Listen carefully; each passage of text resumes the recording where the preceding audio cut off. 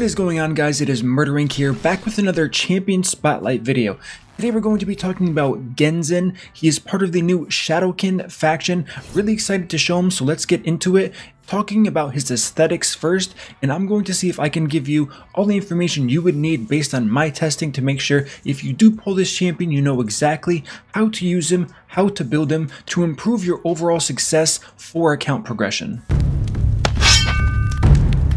So let's go ahead and take a look at this awesome looking champion. First of all, his armor is on point. He has an awesome insignia on the back of that. I really do like how it's kind of like a Mausoleum Mage and Gorgorab type champion, but they gave him a face mask here. They just made this champion look really mean and lethal. The only thing that's slightly suspect is going to be the way he's holding his weapon.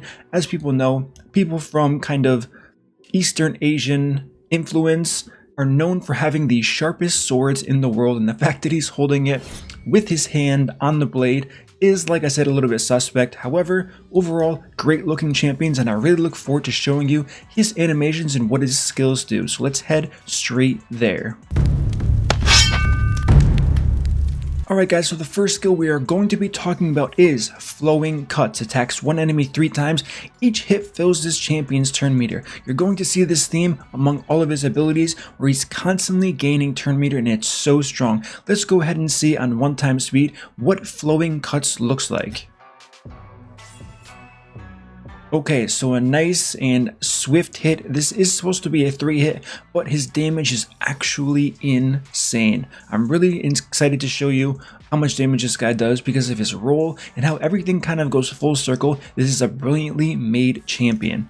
Moving on to his A2 ability, attacks all enemies. It is called Steel Parting. Has a 75% chance up to 100% chance of placing an AoE defense down for 2 turns. Each critical hit fills this champion's turn meter by 10%. Once again, that theme I was talking about, filling the turn meter, it's so strong. He gets so many turns. This is in fact a 3-turn cooldown, but based on the turn meter fill, it's more like a 2-turn cooldown. Let's go ahead and see what Steel Parting looks like.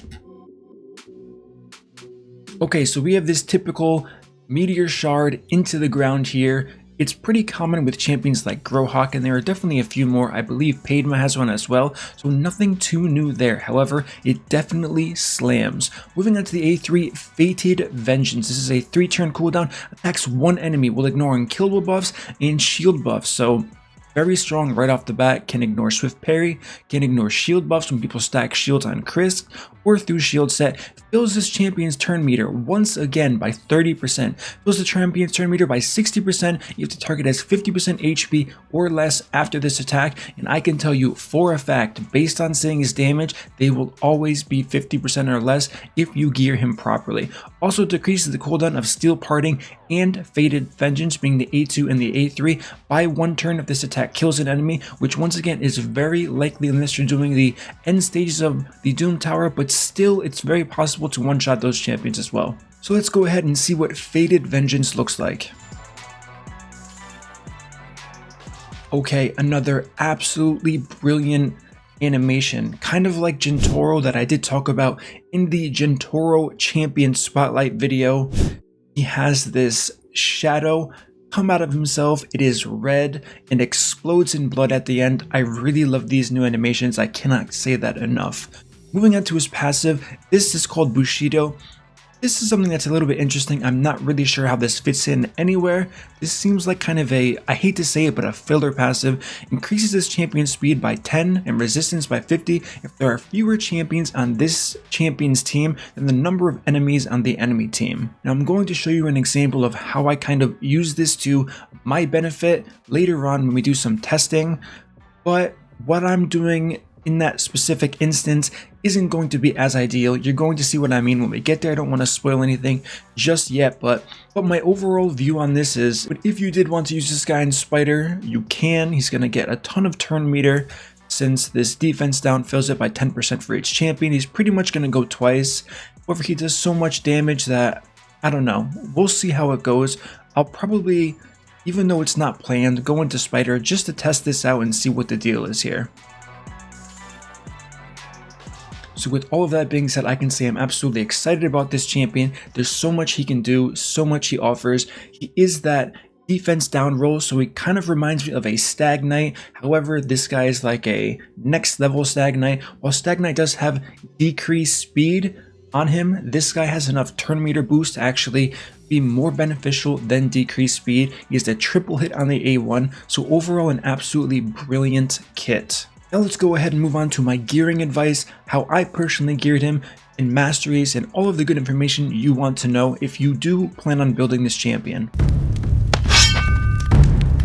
The first thing we're going to talk about are Genzin's base statistics. We have 17,505 health, 1,553 attack, which is very high, 859 defense, which definitely is low, 100% speed, very healthy, 15% crit rate, 63% crit damage, 30 base resistance, and 0 accuracy. Now I'm going to talk about my gear recommendations for you. This is where you have to be kind of careful and decide, do you want this guy as a debuffer or do you want him simply for damage? He does a ton of damage, however you can definitely build a viable hybrid build. That's what I'm going to recommend only here. If you want to do full damage, you can definitely find all of the damaging stats, get rid of accuracy. One reason why I like building damage on a champion like this is because he's not going to get the effect of his defense down ability on the actual hard-hitting AoE that applies it. So to make the most out of this champion, I gave him as much damage as I could while giving him a healthy amount of accuracy to make sure it did make sense, because he's gaining turn meter fast enough where he's going to be able to cycle through his abilities and be able to use that defense down again while the debuff is still active on the enemies in front of you. So starting off with the banner, I would recommend accuracy with speed substats as well as attack percent. For the banner, crit damage with attack and accuracy as the substats. For the ring, I would recommend attack and attack percent as a substat. For the gloves, if you can pull it off, crit damage with crit rate. If not, crit rate with crit damage, kind of slotting in accuracy and speed as you see fit. You don't have to go too crazy with speed. However, the speed of this champion has to be above any nuke champion or damage dealing champions you want to bring, unless this guy is going to serve that purpose, and that's something to consider as well. He's gaining enough turn meter where he can actually debuff, have the team cycle back through, and then he can nuke the champions. For the chest piece, you can either go accuracy on the main side of the chest or attack percent. If you do need survivability and want to go less of a damage route, you can build this guy kind of full tank with 100% crit rate, so he's just cycling through his abilities, debuffing as much as possible, constantly reducing his cooldowns of that AoE defense down, and he is going to be one of the most consistent defense down champions based on how often he can actually reset his cooldowns and lower the duration of the cooldowns simply based off of his kit alone. It wouldn't require reflex gear, it wouldn't require refresh accessories or relentless gear. Moving on, before we get too sidetracked, to the boots here, always going to be speed boots. The more speed you have, the greater chance he has of getting multiple turns for each dungeon wave or round, whatever content you're doing. The substats there are going to be crit rate, crit damage, accuracy, and attack percent as you see fit. As far as the weapon, I definitely recommend putting most of your focus on speed, accuracy, and possibly crit rate.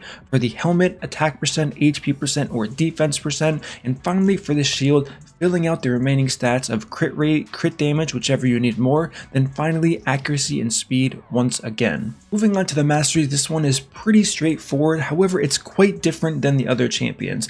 I do recommend going the damage dealing build ending in Helm Smasher. Now I recommend Helm Smasher over the typical War Master that you would give most debuffers in this game, because he has so much potential for wave clear than any other defense down champion I've ever seen. Now with defense down champions like Tyrell, Stag Knight, they can do a solid amount of damage. Some may even say Tyrell is better because he is defense based. However, Genzin actually protects himself quite well simply for the fact that he's always cycling turns, and he's like a high risk, high reward champion where he's doing damage, he's filling his turn meter, and the hope is he kills the enemy before the enemy kills him. So I really like that about him. It really fits the shadowkin lore for sure.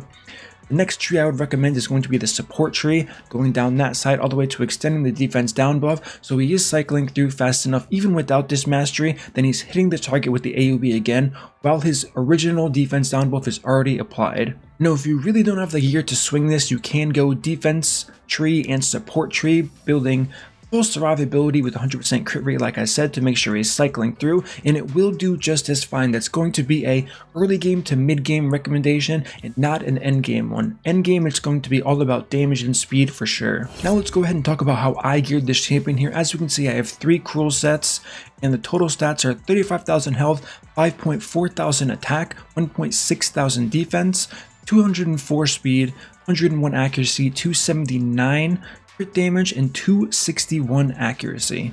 So now let's take a look at what Genzin can do, and let's start off with an awesome clip that I have that I pulled off in the Fire Knight. It's so much fun to watch, and it really shows you his true potential.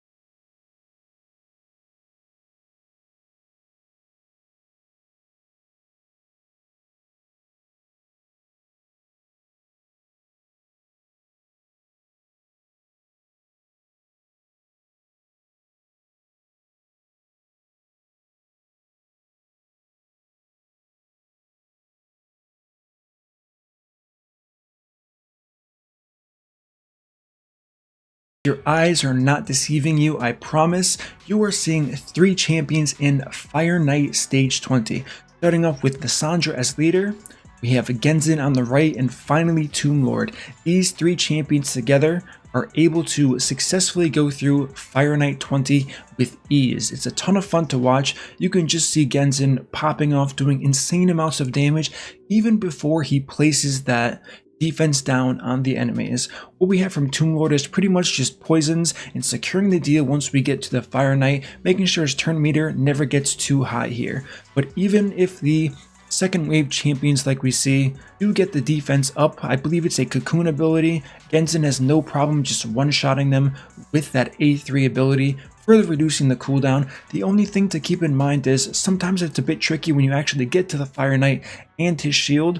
He reduces his cooldown so often. He doesn't use his A1 that often. I'm not even sure if we've seen it yet. So you do have that A1. It is a triple hit, and while you may take 1 hit, thankfully he's strong affinity, so you have those weak hits that really can save you here, and all you really need is 1 rotation where the Fire Knight's turn meter starts at 0. It will let this 3-man team I'm showing you in front of you just solo the dungeon. It's not going to take too long, but then again, it's not that quick. But what can you ask? You throw 2 pieces of food in here. If you are interested in the speeds, I can definitely let you guys know what the speeds are. However, this isn't speed tuned. I kind of just used the speed I already showed you for Genzin and kind of just threw a team together, put the gear I thought would fit best on the remaining champions. I believe Lissandra is above 300 speed. Outside of that, it really doesn't matter as much because all you're really doing is providing too much speed for the other champions, where you can definitely get away with lower speed. So I would say the only speed that really matters in this composition is going to be Genzin here. Outside of that, Tomb Lord, make sure he's faster than Genzin, and Lissandra, make sure she is faster than Tomb Lord.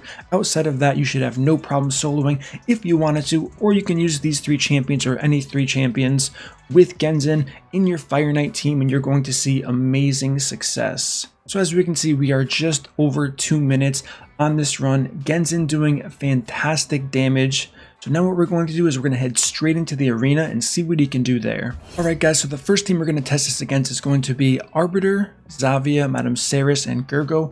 I am going to be bringing Kaimar, Madame Ceres, Yoshi, and finally Genzin. Now he is in accuracy gear, so keep that in mind. He's not in a full damage build, so he has a lot more potential than we're about to see here.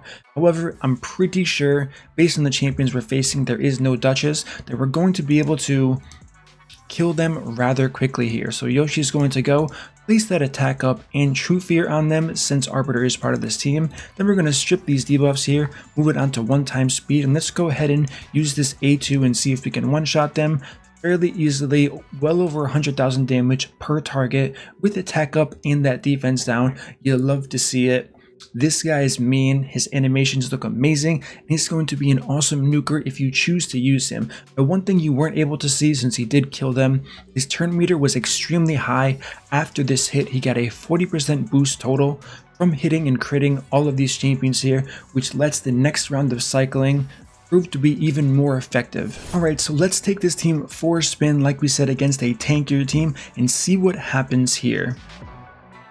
Okay, so Yoshi actually got frozen. I really wasn't thinking about the Torment here, but that's fine. We slept all of them thankfully. Now let's turn meter boost here. And we are going to prevent ourselves from getting frozen again. Now we have no defense down, but let's test this theory out. We're going to use the A2, try to apply the debuff to them. His accuracy probably isn't high enough for Arena as we did get resisted by Sifi, who is the main damage dealer there. Now we're going to reset our cooldowns. Hope for this attack up and fear on the enemy here. We only got the fear on Warlord, and hopefully this works out because, as everyone knows, Warlord can be an absolute nuisance if it gets a turn. Honestly, we probably don't even risk it. Let's just sleep Warlord to be safe here. Now let's use this A2 once again, since we have defense down on 2 champions here. So that worked. We were still unable to kill 2 of the reviving champions, so Warlord is going to get revived here. Let's use this A1 now. See if we did reduce the turn meter slightly. Hopefully Warlord doesn't cut us off here, and he hasn't, which is perfect. Let's go ahead and, do we risk it and take the stun? Or do we put a 50% decrease accuracy buff? Now that is going to be the question. I'm probably going to risk it, and you know what, let's just go ahead. Roll the dice here. Let's use this here, decrease the accuracy, and hope his accuracy isn't too high. Actually perfect, we can just sleep this guy. Although the sleep might get over... Okay, it didn't. I actually didn't know it worked that way, so that's cool. Let's go ahead and kill this Duchess now with our insanely hard-hitting ability here. Yoshi is now asleep. Let's go ahead and sleep their team. Now we are going to turn meter boost here, protecting our team once again with block debuff. And for some reason, he cleared his own freeze. Maybe that's a visual bug, maybe it's not, but let's go ahead and use this AoE ability again. And we killed 2 of them. Now we can safely put this on 2 times speed here. And Yoshi was actually frozen for a lot of this fight, which is quite surprising. So there we have it, guys. That's what this would look like against a tanky team for sure. Duchess, Sifi, Warlord, Torment. Major threats in the arena, probably some of the better arena champions in the game. So that's what Genzin can do. Even though we didn't build him with full damage gear, it actually made more sense to have accuracy to be able to debuff the team. So as we just saw, he cycled through very quickly with his turn meter gain, and he was able to use that AoE multiple times, weaving in his single target abilities to one-shot any of the enemies that deemed to be a viable threat to my offensive team here. Alright guys, so now what we can do is kind of a test run, I guess. Using Genzin, I didn't have this plan, but now I am curious on how he's going to do in the spider. He does have the defense down. I really don't know what the speeds look like on these champions, so this is going to be a bit risky, and it's possible it doesn't work. However, it would be cool to see, and it does look like he's actually going first, so let's see how much turn meter he's going to get, if he's going to get a second turn. Okay, so it's not quite like a shield guard, but he's almost at a full turn meter. Okay, there's his second turn there, so Battle did cut him off. So essentially he does get double turns here. Let's just go ahead and use this on the spider himself, doing 96,000. Nothing too crazy, but still good enough. Now I would never personally use this guy over Ghostborn, because Ghostborn is in fact a 100% chance, cannot be resisted, which definitely helps here. Hopefully Septimus seals the deal. Actually he didn't. I'm probably using gear from these champions on one of these shadowkin that I'm testing. Let's go ahead and triple hit here. Let's use this A1, and it looks like the spider actually might heal. Okay, he didn't with the poison, so it did work out. It wasn't as... I mean, you can definitely build a team to do this. You're going to have to weigh in your head if it's worth having Genzin get a second turn. He does a lot of damage, but is that damage going to be worth it for you if you want to use him in Spider and cycling through the cooldowns? It definitely can be, especially if you're putting him in some type of stun set or sleep set if you want to get the most value out of this. He does a defense down, he boosts his turn meter, gets the second turn, gets to hit the target and reduce the cooldown further of that defense down, so it can be a fairly consistent stun rotation on the spiderlings. Definitely something to keep in mind if you want to use him as your spider debuffer. So there are definitely many places you can use this guy. We showed Arena, we showed you the Fire Knight dungeon, the Spider dungeon. If you want to use him in Ice Golem, he will in fact work in Ice Golem as well. Clan Boss, he would be more suited towards a speed team. He can have the Giant Slayer mastery since his A1 is a triple hit.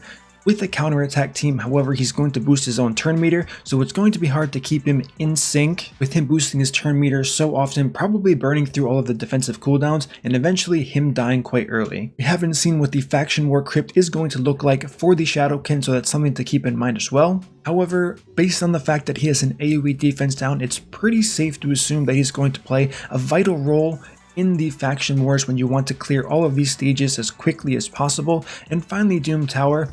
This is where it's kind of harder to use someone that is a glass cannon. You really want to make sure you have the survivability or a solid revive champion to accompany someone like a Genzin, but he does a massive amount of damage, and you can absolutely get some benefit if you throw him in a CC damage dealing set like a stun set, having him cycle through kind of like I was talking about with the spider, and making sure he's getting those stuns off, constantly repeating that and applying the defense down as well. Alright guys, that is going to conclude my video today for a champion spotlight on Genzin. Let me know what you think. What are your thoughts on the Shadowkin faction so far? I'm really impressed. I think this guy's animations are insane. I had a ton of fun making that 3-man Fire Knight team. It was a lot of fun to watch. I actually ran it probably 30 times just because it was so cool to see his animations. He's definitely one of my favorite champions animation wise, so give me your feedback in the comments. What do you guys think of this new champion?